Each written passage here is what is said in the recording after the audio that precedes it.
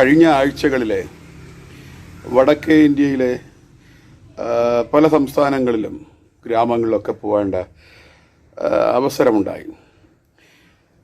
അവിടുത്തെ സാഹചര്യ പശ്ചാത്തലത്തിൽ നിന്ന് ഈ കേരളത്തെ കുറിച്ച് ചിന്തിക്കുമ്പോൾ തുറന്ന് പറയാതിരിക്കാൻ വയ്യ.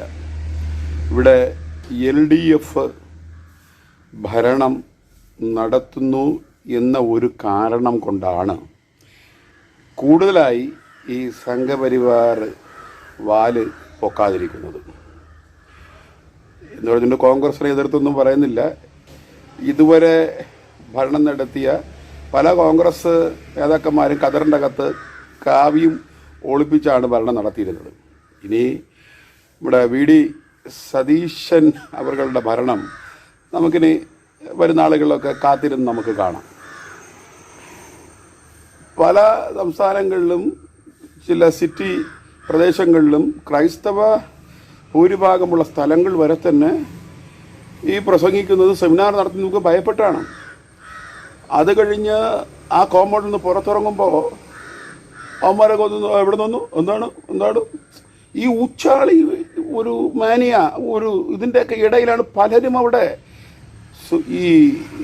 ഇത് ക്രിസ്തീയത കൂടുതലുള്ള അന്തരീക്ഷത്തിൽ വരും. അപ്പോൾ ഞാൻ ചിന്തിക്കുന്നു, വളരെ ദാരുണമായി ഈ ഒരു ഭൂരിപക്ഷവും ഇല്ലാത്ത ഗ്രാമങ്ങളുടെ അവസ്ഥകൾ നിയമന്മാർ, പഞ്ചായത്ത് മെമ്പർ, ഊരുതലവൻ, അഡ്വക്കറ്റ്, കളക്ടർ, പോലീസ്, ഈ അടിയടക്കുമ്പം ഊത്തന്മാരെ പോലെയൊക്കെ കുറേ അടക്കണില്ലേ ഇവന്മാർ, പോലീസുകാരന്മാർ, ഈ പോലീസ്, ജഡ്ജിമാർ, ഇവനൊക്കെ എല്ലാം ആകുമ്പോൾ ഇവന്മാർ തന്നെ ഉണ്ടാക്കുന്ന നിയമം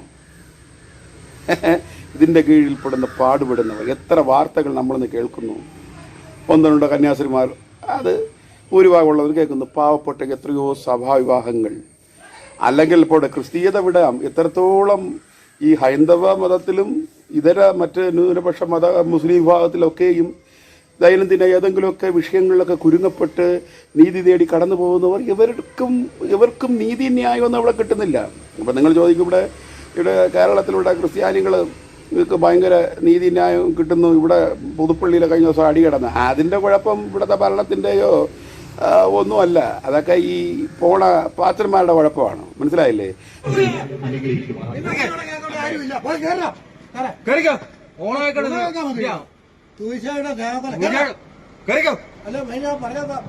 ദൈവം നമുക്ക് ഈ കൈ തന്നിരിക്കണുണ്ടല്ലോ, ഈ ചന്തി കഴുവാനും ചോറ് കഴുവാനും കൈ പിടിക്കാനും വേണ്ടി മാത്രമുള്ളതല്ല.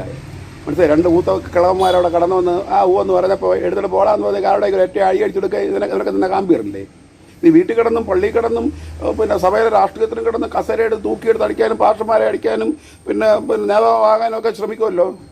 ഒരു ചെവി കലവടിച്ചാൽ മറ്റു ചെവി കാണിച്ചു കൊടുക്കണം. ഈ വിഷയത്തിൽ മാത്രം നിനക്കൊരു സംയമനം, അച്ചടക്കം. ബാക്കി വിഷയം കസേരകളി, പൈസ വിഷയങ്ങളിലൊക്കെ ഒന്നുമില്ല. അച്ചടക്കം എങ്കിൽ 24 എല്ലാ വിഷയങ്ങളും അച്ചടക്കം ഉണ്ടാകണം. മനസ്സിലായില്ലേ? ഈ വിഷയങ്ങളിൽ മാത്രം നിനക്ക് അച്ചടക്കം. എൻ്റെ അർത്ഥം പേടിയെന്നാണ് അർത്ഥം. മനസ്സിലായില്ലേ?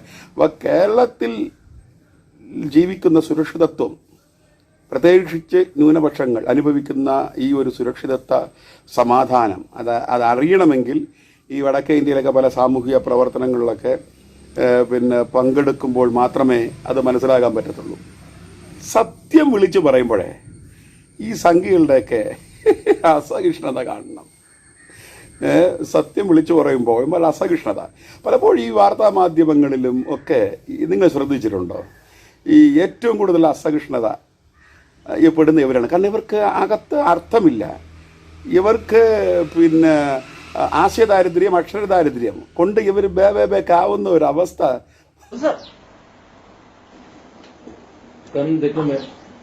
ഇത് യൂണിറ്റി ഇൻ ഡൈവേഴ്സിറ്റി എന്ന് പറയുന്ന നാനാത്വത്തിൽ ഏകത്വമുള്ള ഒരു നാടാണ്. ആളാവാൻ വരരുത്, എൻ്റെ അടുത്ത് ആളാവാൻ വരരുത്.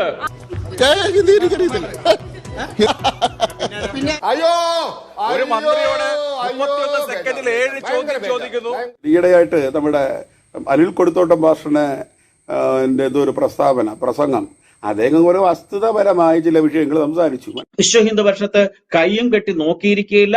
അത്തരത്തിലുള്ള ആൾക്കാരെ അതേ രീതിയിൽ തന്നെ നിയമപരമായിട്ടും ഒക്കെ തന്നെ കൈകാര്യം ചെയ്യാൻ വിശ്വഹിന്ദു പക്ഷത്ത് തയ്യാറാണ്. പ്രതികരിക്കാൻ വാക്കുകൾ ദൗർബല്യം വരുമ്പോൾ, അക്ഷയ ദാരിദ്ര്യം വരുമ്പോൾ അവസാനം കുട്ടികൾ സ്വന്തമായി നെഞ്ചിലിടിക്കുന്നത് പോലത്തെ സമാന അന്തരീക്ഷമാണ് ഈ ഇങ്ങനെയൊക്കെ വാക്കുമുട്ടുമ്പോൾ കത്തിയെടുക്കുന്നതും വെട്ടുമെന്നൊക്കെ ഈ ഊച്ചാളി ഭീഷണിപ്പെടുത്തുന്നതും. റെയിൽവേ സ്റ്റേഷനിൽ ആദ്യം വന്ന ട്രെയിൻ ആദ്യം മടങ്ങിപ്പോകണമെന്നാണ് നിയമം. ആദ്യം വന്ന ട്രെയിൻ നിങ്ങളാണ്, ഈ രാജ്യത്തിലെ ആര്യന്മാരാണ്. അങ്ങനെ ഒരു തത്വം നിങ്ങൾ മുമ്പോട്ട് വെക്കുമെങ്കിൽ അതല്ലേ ശരി? അല്ലെങ്കിൽ അൽക്കൊടുത്തോട്ടം പറഞ്ഞതിൽ എന്താണ് തെറ്റ്? ഇപ്പം പലരും പറഞ്ഞു ഇവിടെ ക്രിസ്ത്യാനികൾ പോകണം, മുസ്ലിങ്ങൾ ഇവിടെ നിന്ന് പോകണം, യുവമാരെല്ലാം അവിടെ പോകണം, ഇവിടെ പോകണം, പാകിസ്ഥാനിൽ പോകണം, അവിടെ പോകണം. അദ്ദേഹം പറഞ്ഞു എന്താണ്, ഓക്കെ, ഇവിടെ ദ്രാവിഡന്മാരെ പോയിട്ട് ബാക്കി എല്ലാവരും പല കാലഘട്ടങ്ങളിൽ ഇവിടെ വന്നവന്മാരാണ്. അപ്പോൾ ആദ്യം വന്ന ട്രെയിൻ ആര്യൻ. അപ്പോൾ പ്രോട്ടോകോൾ അനുസരിച്ച് ആദ്യത്തെ ട്രെയിന് ഇവിടെ നിന്ന് പോകണം. മനസ്സിലായില്ലേ? അപ്പം നിങ്ങൾ പറയുന്നടുത്ത് വച്ച് ഇവിടെ നിന്ന് പോകണമെന്ന് പറഞ്ഞു കഴിഞ്ഞാൽ കഥ നടക്കുമോ? നിങ്ങൾ പറയുന്നടുത്ത് വച്ച് ഇവിടെ ചരിത്രം തുടങ്ങാനും പോകാനും പറയാൻ വളരെപ്പെട്ടണം. അറിവുള്ളവൻ ആ അറിവ് മറ്റുള്ളവർക്ക് പകർന്നു കൊടുക്കുകയും അത് ജീവിതത്തിൽ പകർത്തി ജീവിതം മുന്നോട്ട് കൊണ്ടുപോവുകയും ചെയ്യുന്ന വ്യക്തി ആരായാലും അവൻ ബ്രാഹ്മണനാണ്. ബ്രഹ്മം അറിയുന്നവനാണ് ബ്രാഹ്മണൻ. അത് സ്വാമി ബ്രാഹ്മണന്മാർ വടക്കേ ഇന്ത്യയിൽ പോയിട്ട് അവരോട് പറയണം, ഞാൻ നായർ കമ്മ്യൂണിറ്റിയാണ്, ഞാനൊരു ദളിതനാണ്, പക്ഷെ എനിക്ക് ബ്രഹ്മം അറിയാം, അതുകൊണ്ട് എനിക്ക് നിങ്ങളുടെ ബ്രാഹ്മണരിലെ ഒരു കുട്ടിയെ എനിക്ക് എൻ്റെ മോക്ക് കെട്ടിത്തരുമോ എന്ന് ചോദിച്ചു നോക്കണം. അവിടെ പോയി അപ്പോഴറിയാം കിണ്ടി എവിടെ കിടക്കണം, കഥകളി എവിടെ കിടക്കണം, സംബന്ധങ്ങൾ എവിടെ കിടക്കണമെന്ന്. ബ്രഹ്മം എന്ത് പറയാം, അതൊക്കെ ഈ അക്ഷരത്തിൽ മറ്റേ ഏട്ടിലെ പശു പുല്ലുന്നു, അതൊക്കെ എഴുതി വച്ചിരിക്കുന്ന കാര്യങ്ങളാണ്. പ്രായോഗികതയെക്കുറിച്ചാണ് നമ്മളിവിടെ സംസാരിക്കുന്നത്. പ്രായോഗികത എവിടെയാണ്? എന്നാൽ ഹിന്ദു വിഭാഗത്തിൽ ഉള്ളതിനേക്കാളും ബഹുഭൂരിപക്ഷം ജാതീയതയുള്ളത് അനിൽ കൊടിത്തോട്ടത്തിന്റെ വിഭാഗത്തിലാണ് എന്നുള്ളത് കൃത്യമായിട്ട് അദ്ദേഹം മനസ്സിലാക്കേണ്ടതാണ്. ഓക്കെ, അതൊരു നല്ല ചോദ്യമാണ്. നിങ്ങളൊക്കെ ക്രിസ്തീയതയിൽ ഇതില്ലേന്ന്. ക്രിസ്തീയതയ്ക്കകത്ത് വരും മനുഷ്യൻ എവിടെ ഉണ്ടോ അവിടെ കറുപ്പും വെളുപ്പും പിന്നെ ഇതിങ്ങനെ ചേരിത്തിരിവുകളും പണവും ദരിദ്രവും എല്ലാമൊക്കെ ഉണ്ട്. മനസ്സിലായില്ലേ? അത് മനുഷ്യനൊന്നും ദൈവമൊന്നുമല്ല. പക്ഷേ നമ്മളീ പറഞ്ഞു വന്നത് ഈ കിണ്ടി കഥകളി സംബന്ധം 6 മുഴം 7 മുഴം അകലത്ത് നടക്കുന്ന നീചമായ ഒരവസ്ഥയെക്കുറിച്ചാണ്. മറ്റേ ഏറ്റക്കുറച്ചിലുകളൊക്കെ എല്ലാ വിഭാഗത്തിലും എല്ലാ സമുദായത്തിലും എല്ലാ മനുഷ്യനുള്ളിടത്തോളം കാലം എനിക്ക് തോന്നുന്നത് മൃഗങ്ങൾ വരെ ഒരേ ഇനം പറവകൾ ഒരുമിച്ച് പറക്കുമെന്നൊക്കെയാണ്. അപ്പം മൃഗങ്ങളും പക്ഷികളും അവർക്കിടയിൽ വരെ ഇതൊക്കെ ഉണ്ട്.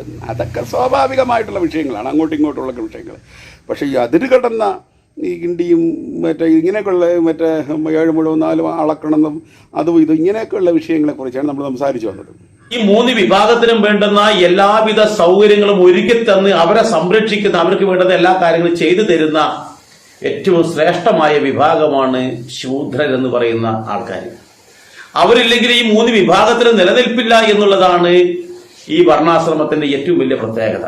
അഭിപ്രായങ്ങൾ എല്ലാവരും ഞങ്ങളുടെ ശൂദ്രരാണ് ശ്രേഷ്ഠ ജാതി. ഇപ്പോൾ ഈ നമുക്ക് ഈ കേരളത്തിലെ ഏത് ജാതിക്കാരുകൾ ഇപ്പം പിന്നെ അയ്യനവർ, ശാമ്പവർ, ചേരമർ, നാടാർ, ഈഴവർ ഇവരുടെ അടുക്കളൊക്കെ പോയിട്ട് നിങ്ങളുടെ ജാതി എന്താ? അപ്പോൾ അവർ ഉടനെ പുരാണം പറയും, ഞങ്ങളാണ് പൂണ്ടത്തെ അവരെ ബ്രാഹ്മണരുടെ അവിടെ നിന്നുകൊണ്ടുള്ളൊരു ചരിത്രം, പൂണുനൂല് ചരിത്രം തുടങ്ങും. അതുകൊണ്ട് അവരവരുടെ ജാതികൾ പുണ്യത്വം ദിവ്യത്വം കൊടുക്കുന്ന ഒരു ചരിത്രം അത് എല്ലാവരും പറയാം. അതിൽ കുഴപ്പമൊന്നുമില്ല. സ്വാമിയുടെ ജാതി തന്നെ ഏറ്റവും ദിവ്യമായ ബ്രാഹ്മണർക്ക് മുകളിൽ നിൽക്കുന്ന ജാതി എന്ന് പറഞ്ഞൊക്കെ ആശ്വസിക്കുന്നതിൽ കുഴപ്പമൊന്നുമില്ല. എല്ലാവരും ഇവിടെ അങ്ങോട്ടും ഇങ്ങോട്ടൊക്കെ ആശ്വസിക്കുകയാണ്.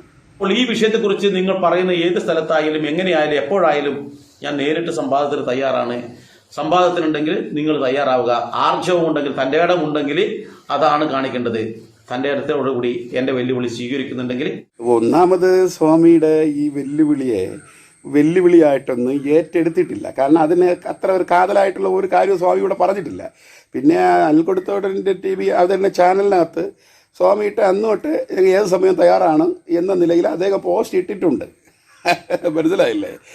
പക്ഷെ അദ്ദേഹം സാധാരണ വെല്ലുവിളി ഏറ്റെടുത്ത് പിന്നെ ചർച്ച നടത്തിയ ആ എതിരാളികളുടെ സാമ്യപ്പെട്ട് നോക്കുമ്പോൾ സ്വാമിയുടെ ഈ പ്രതികരണവുമായി ബന്ധപ്പെട്ട് നോക്കുമ്പോൾ റേഞ്ച് അത്ര പോരാ. അതുകൊണ്ടാണ് പുള്ളി അത്ര ശ്രദ്ധിക്കാത്തത്. എന്നിരുന്നാലും സ്വാമി ഇങ്ങനെ ഒരു വെല്ലുവിളി എന്നൊരു വാക്ക് പറഞ്ഞത് കൊണ്ട് അദ്ദേഹം ഞാൻ തയ്യാറാണെന്ന് പറഞ്ഞ് പോസ്റ്റ് ഇട്ടിട്ടുണ്ട്. സ്വാമി അത് കണ്ടിട്ടും കാണാതെ ഒരു ഇതിന് വേണ്ടി നിങ്ങളുടെ കൂട്ടത്തിൽ അങ്ങ് മീശ ചുരുട്ടി വെക്കണമെന്നേ ഉള്ളൂ. പുലയ സമുദായത്തിൽ ജനിച്ച ഇവന് സ്വന്തം ജന്മത്തോടും ജാതിയോടുമുള്ള അപകർഷതാ ബോധം കാരണം മതം മാറിയവനാണ്. പാവം ഒരു കൊച്ചു 100 രൂപയ്ക്ക് എന്തോ ജോലി ചെയ്യാൻ വന്നു. അവൾക്ക് എന്ത് ഏട്ടും പുട്ടും തിരിച്ചറിഞ്ഞില്ല. അവളെ വായിക്കൊള്ളാത്ത എന്തോ ഒക്കെ എടുത്ത് വെച്ചിട്ട് അവളെ കൊണ്ട് പിന്നെ പറയിപ്പിക്കുന്നു. അതായത് ജാതി പറഞ്ഞാണ് നിക്ഷേപിക്കുന്നത്. അതൊക്കെ ആ കൊച്ചിനെ വെറുതെ വിടാം. പക്ഷേ പണ്ട് നിങ്ങളെ ചരിത്രം ഇത് തന്നെ. നീയൊക്കെ വാ തുറന്നൊന്നും പറയില്ല. പണ്ടൊക്കെ മറ്റേ വിശുകണ്ടിയൊക്കെ മുമ്പ് നിർത്തിയിട്ട് മറവിൽ പ്ലേ ചെയ്യുക, അതേപോലെ പിന്നെ നിയമം ലംഘിച്ചുകൊണ്ട് അപ്പം നിങ്ങൾക്ക് നിയമം ഉണ്ടല്ലോ, പിന്നെ ലക്ഷ്യമാണ് മുഖ്യം, മാർഗം ഏതായാലും കുഴപ്പമില്ല.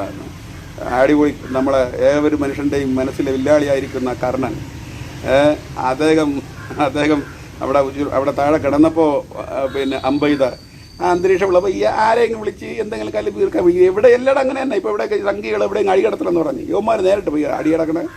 ഏതെങ്കിലും നിങ്ങളൊക്കെ പിന്നോക്കർ എന്ന് പറയുന്ന പാവപ്പെട്ട പയ്യന്മാരെയൊക്കെ മുമ്പ് പിടിച്ച് നിർത്തി അവന്മാർക്ക് പൈസ അവന്മാർക്ക് എന്തെങ്കിലും പെരോട്ടെല്ലാം വാങ്ങിച്ചു കൊടുത്ത് അവന്മാരെ അടിയുണ്ടാക്കി അവന്മാരെ ജയിലിലാക്കി അവന്മാരുടെ ഭാവി നഷ്ടപ്പെടുത്തിയൊക്കെ ഉള്ള മറഞ്ഞിരുന്നുകൊണ്ടുള്ള പിന്നെ ഊത്ത് പരിപാടികളെ ഇതിനൊക്കെ ഉള്ളൂ.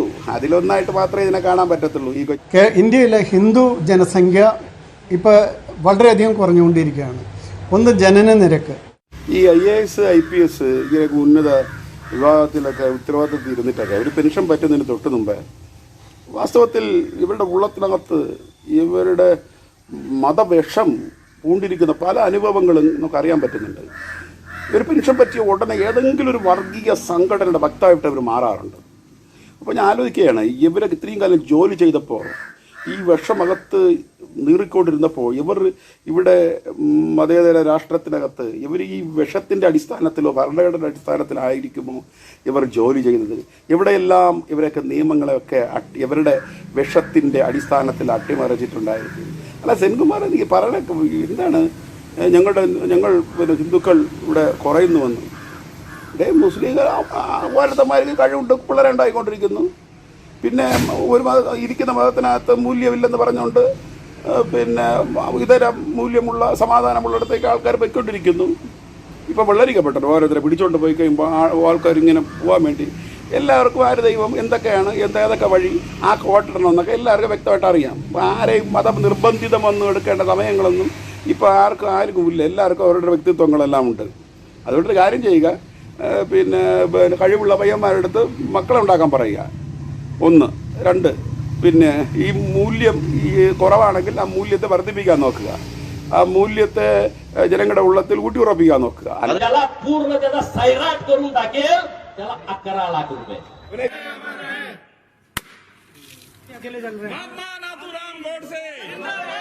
മതം കൊണ്ട് വല്ലതും തരാക്കാൻ പറ്റുന്ന ഈ മതേതരത്വം ഇനി നമ്മുടെ ചെലവിൽ നടക്കരുത്. കളിമ്പൂത്തി പോവാതെ 4 ഏരി കപ്പ നടുക, ആവശ്യം വരുമ്പോ പറച്ചു തിന്നാൻ കണ്ട നസ്രാണികളുടെ അരിയും പയറും തിന്നേണ്ടി വരില്ല.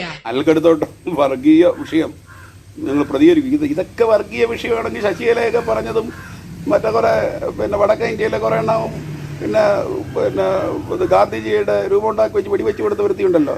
അപ്പോൾ ഈ പിന്നെ ഈയിടയ്ക്ക് മിഷന്മാരെ കൊട്ടേഷൻ കൊടുക്കും കൊല്ലുമെന്ന് അവരൊക്കെ എന്തിനേത് ഇത് വൻ രാജവെമ്പാലകളുടെ ഇടയിൽ ഒരു നീക്കോലിയായിട്ട് എന്തെങ്കിലുമൊക്കെ ചെറുതായിട്ടൊന്ന് പറയുമ്പോൾ ഇത്രയും അസഹിഷ്ണുത പാടുണ്ടോടെ. 230 എണ്ണം ആർട്ടിഫിഷ്യലി മാനുഫാക്ചർ സംസ്കൃതം അറിയാവുന്നവരെ വിളിച്ചിരുത്തി സായിപ്പ് ഉപനിഷത്ത് എഴുതി ഉണ്ടാക്കി, കള്ള ഉപനിഷത്ത് ഉണ്ടാക്കി പബ്ലിഷ് ചെയ്തു. മനുസ്മൃതിക്കകത്ത് കള്ളം കാണിച്ചു. ഇതെല്ലാം പറയുമ്പോൾ ഒരു കാര്യം കൂടെ പറയണം. നമുക്ക് ഇവിടെ ഈ പിന്നെ സംഘപരിവാരുടെ അട്ടഹാസമൊക്കെ നടത്തി കൊണ്ടിരിക്കുമ്പോൾ ഈ ക്രിസ്തീയ വിഭാഗത്തിനകത്ത് പേരിലും പിന്നെ മതത്തിലുമൊക്കെ കുറേ താതാത്മ്യപ്പെടുന്നവരൊക്കെ ഉണ്ട്. കുറേ അച്ഛന്മാരുണ്ട്, കാവ്യക്കൂട്ട് രുദ്രാക്ഷമൊക്കെ ഇട്ട് എല്ലാം ഒന്നാണ്, ഹം ബ്രഹ്മാസ്മി അത് നീയാണ് എന്നൊക്കെ താതാത്മ്യപ്പെടുന്ന ഈ അലക്സാണ്ടർ പിന്നെ അദ്ദേഹത്തിൻ്റെ പല കാര്യങ്ങളും അറിയാം. അദ്ദേഹം ബ്രിട്ടീഷുകാരെയൊക്കെ അപകീർത്തിപ്പെടുത്തി അല്ലെങ്കിൽ ഈ ഉപനിഷത്തുകളെ മറ്റുള്ളവരൊക്കെ പ്രൊമോട്ട് ചെയ്തൊക്കെ പറയുന്ന അവസ്ഥകളല്ല. ഈ അറിവിനെ ഏതെങ്കിലും വഴി കൂടെയൊക്കെ മനുഷ്യനെ വിനിയോഗിപ്പിക്കാൻ പറ്റും. പക്ഷേ കറക്റ്റ് വഴി കൂടെ വിനിയോഗിക്കുക മാത്രമേ അത് പ്രയോജനമുള്ള അറിവാകൂ. ഈ ജ്ഞാനം പരിജ്ഞാനം എന്നുണ്ട്.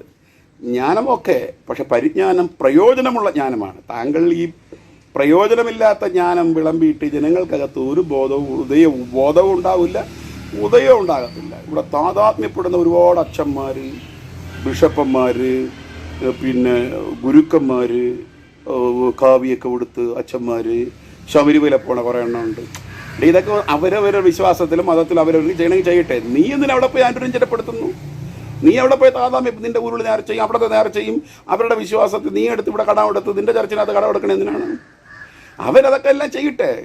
ഞങ്ങളും ഒന്നാണ്, ഞങ്ങളതും ഇതും ഒന്നാണ്, തുലാഭാരം ക്ഷേത്രത്തിൽ തൊഴുതുകൊണ്ടിരിക്കുന്നു. ഒന്നാമത്തെ വിഷയം പറഞ്ഞുതരാം. ഒന്ന്, പേടി. ഓക്കെ. 2, FCR ഇതൊക്കെ ഉണ്ടല്ലോ, അതൊക്കെ ഇപ്പം മോദിയുടെയും അമിത്ഷായുടെയും ഹെൽപ്പ് വേണം ഇതിൻ്റെ താതാമ്യപ്പെടൽ. പിന്നെ ചിലർ പ്രതികരിക്കില്ല, മിണ്ടായിരിക്കുന്നു. ഇതേ ഉള്ളൂ. എടാ, ഒരു ദിവസം പിന്നെ 1000 ദിവസം കഴുതെ പോലെ ജീവിക്കണേക്കാളും ഒരു ദിവസം സിംഹത്തെ പോലെ ജീവിക്കണോടാ. സാധാരണ ഞാൻ ഈ വീഡിയോകളൊക്കെ ഇട്ട് അവസാനമാകുമ്പോൾ ഏതെങ്കിലുമൊക്കെ ഒരു പാട്ട് എവിടെന്നെങ്കിലും എടുത്ത് ഉപസംഹരിച്ച് ക്ലോസ് ചെയ്യാറുണ്ട്. മിക്ക വീഡിയോയും കോപ്പിറൈറ്റും അടിച്ച് യൂട്യൂബിലും അപ്ലോഡ് ചെയ്യാൻ പറ്റില്ല, ഒരിടം അപ്ലോഡ് ചെയ്യാൻ പറ്റാത്ത അവസ്ഥയാണ്. അങ്ങനെ ചെയ്തപ്പോൾ ഇന്ന് ഞാൻ വിചാരിച്ചു എൻ്റെ വരണ്ട രാഗത്തിൽ ഞാൻ പാടിയൊരു പാട്ടങ്ങ് അപ്ലോഡ് ചെയ്ത് ഈ വീഡിയോ അങ്ങ് ഫിനിഷ് ചെയ്യാൻ വിചാരിക്കുകയാണ്.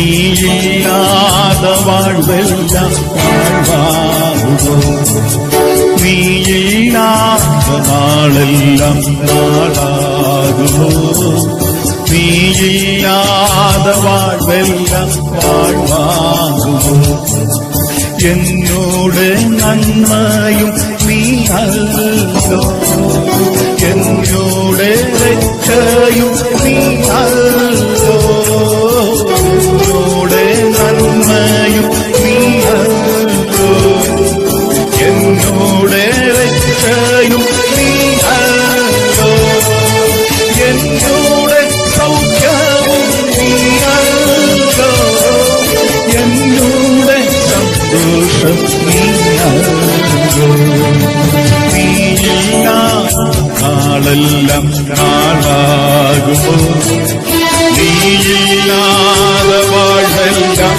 വാഴ്വാകുമോ, നീയില്ലാതെ നാളെല്ലാം നാളാകുമോ.